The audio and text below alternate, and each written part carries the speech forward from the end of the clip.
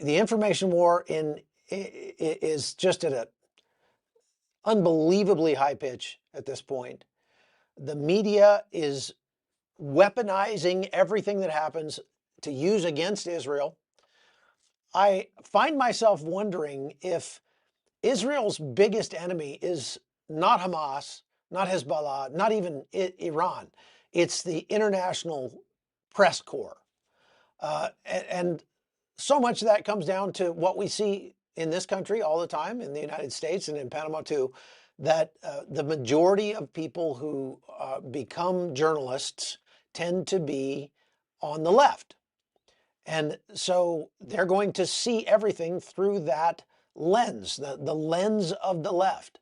I've kind of come to think of the continuum from right to left as more of a circle, because it seems like people, the farther you go on the right, the more they agree with people on the far left.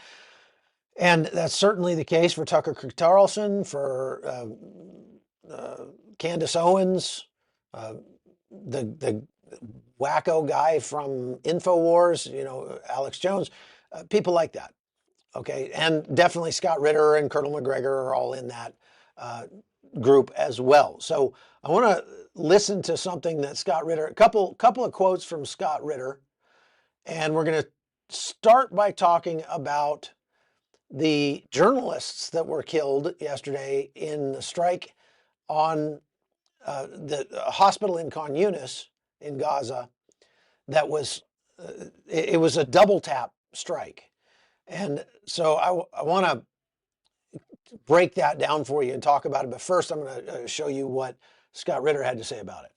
And put it in a proper context and packaging it up and disseminating it. And the people who do this in Gaza are telling a truth that is uniformly hostile to the Israeli point of view. And so Israel's solution is to kill them. So he's saying that Israel doesn't like what the journalists in Gaza are putting out, and so they just kill the messenger. And there have been a couple hundred, 250 almost, quote unquote journalists, so-called journalists, that have died in Gaza during this war. And this is another place where it's easy to lie with the numbers. And much of the media has been just incredibly dishonest in the way that they report this. If you put on a press vest, does that make you a journalist? Just by the simple fact of donning a vest with you see some of my press stickers over there, putting one of those stickers on a flak vest, does that make you a journalist? If you carry a camera, does that make you a legitimate journalist? If you carry a microphone, if you,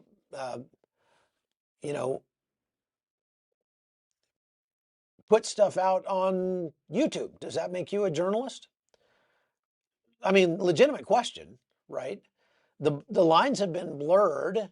There was a time when I started in this business that you were not considered to be a journalist in any meaningful way if you were not accredited and did not belong to an accredited news agency.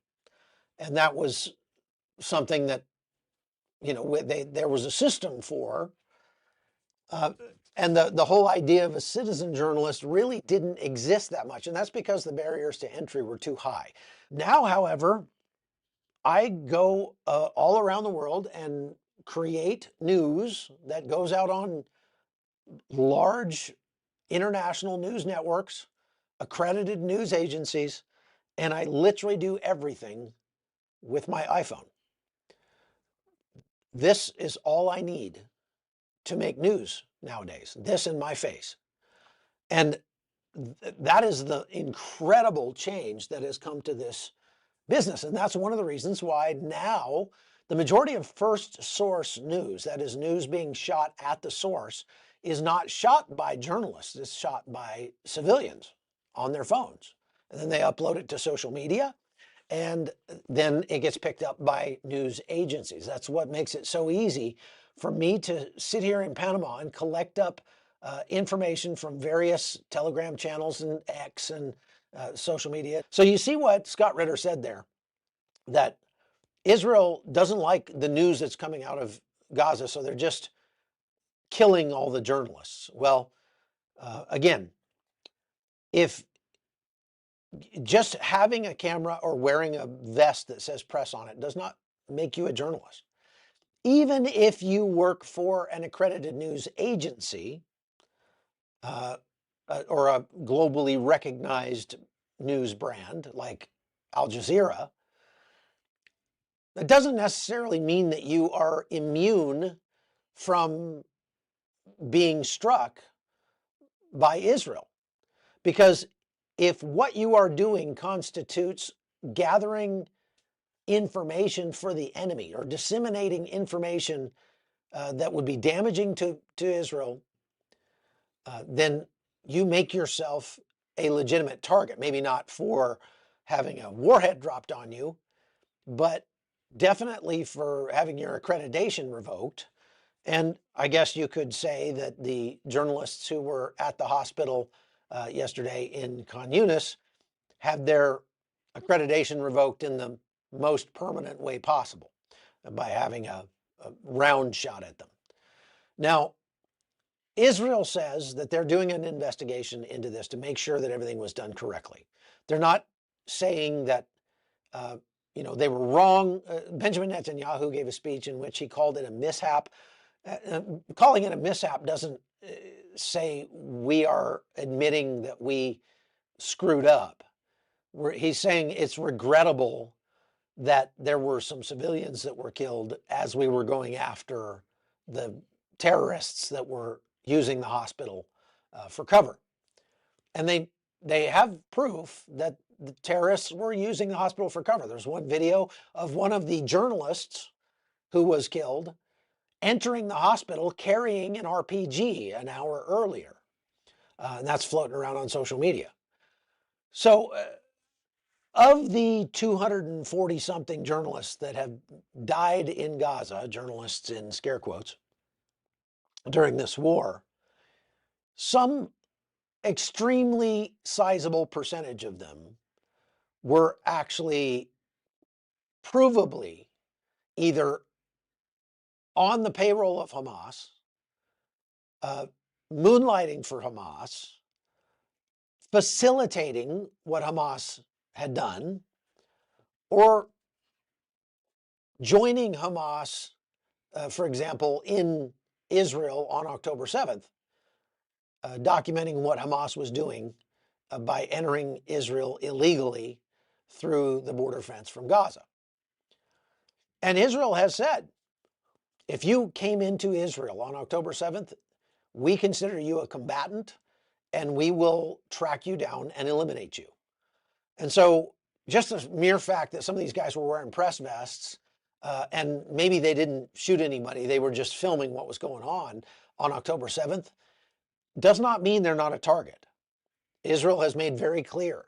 So wearing a press vest is sort of irrelevant. It's more, what's more important is what you're doing.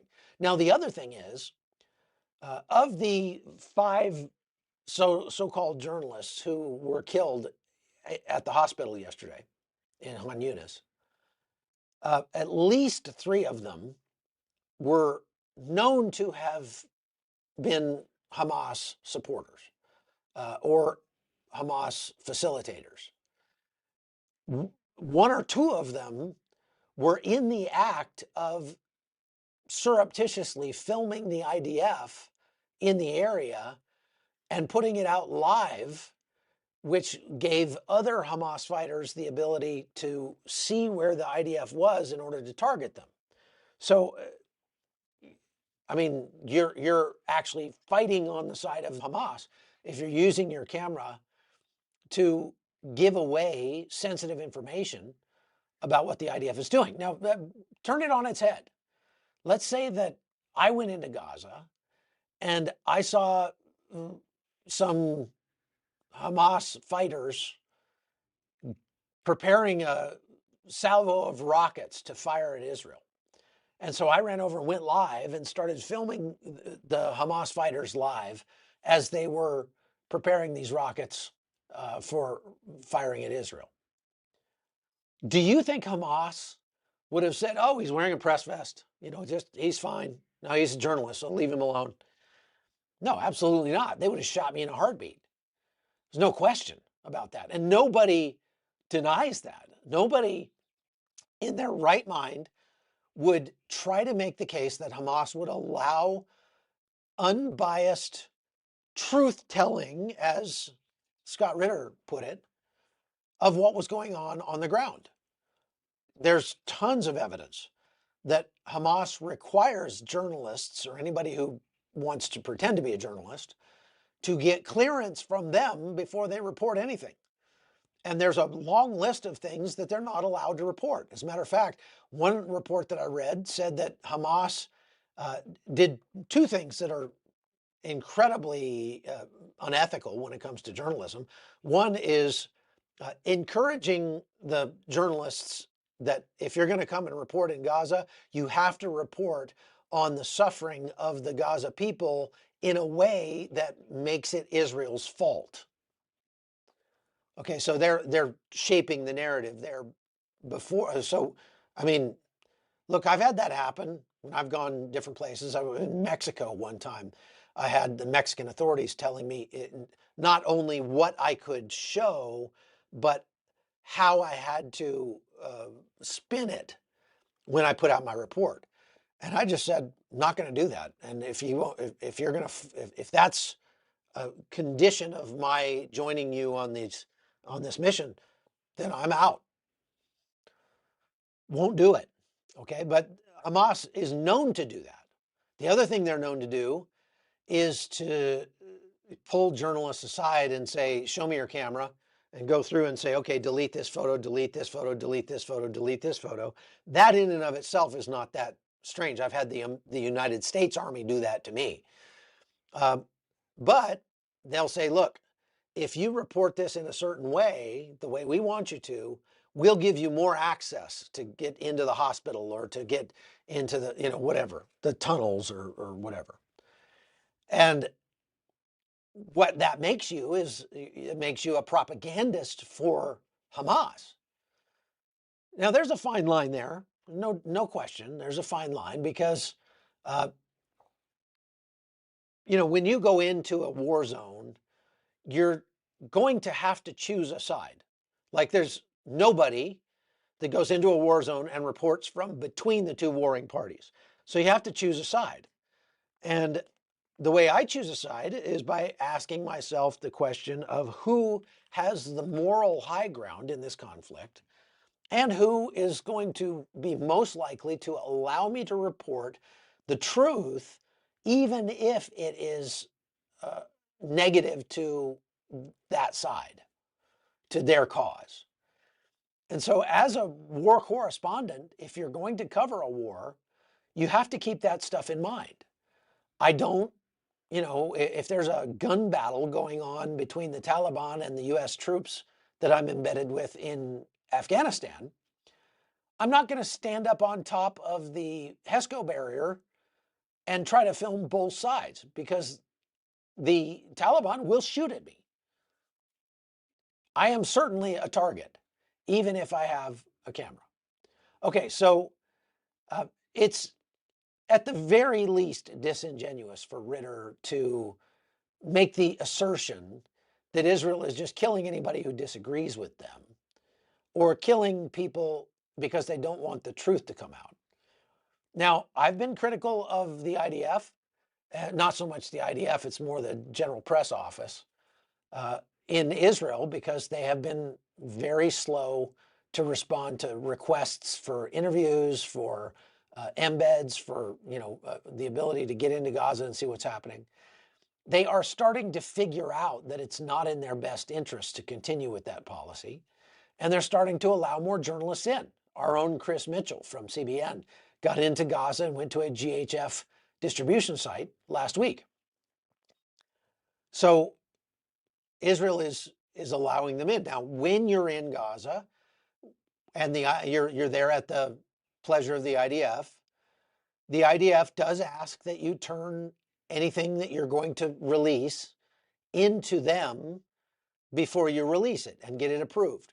But what they're not saying is, send me your completed package and we're going to decide whether or not you've spun it in our favor or not, and then approve it on that basis. What they're saying is, send me your raw footage and we will tell you if there's anything in that that could endanger IDF troops. So there's basically two kinds of journalists in Gaza that are not there with the IDF.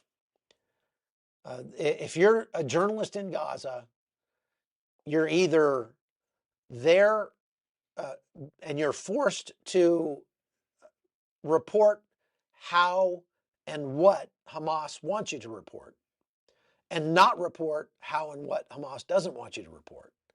And you have to report it in the way, from an angle that Hamas approves ahead of time. So it has to be negative toward Israel, for example. The other type of journalists that you see in Gaza, and these are many of those who make up the ranks of the ones who have been killed, are people that are not journalists at all. They put on a press vest and then they go about doing Hamas stuff, creating shenanigans. All right. Thank you very much, and take care of yourselves. And we will see you on the next one coming up tomorrow on the Hot Zone.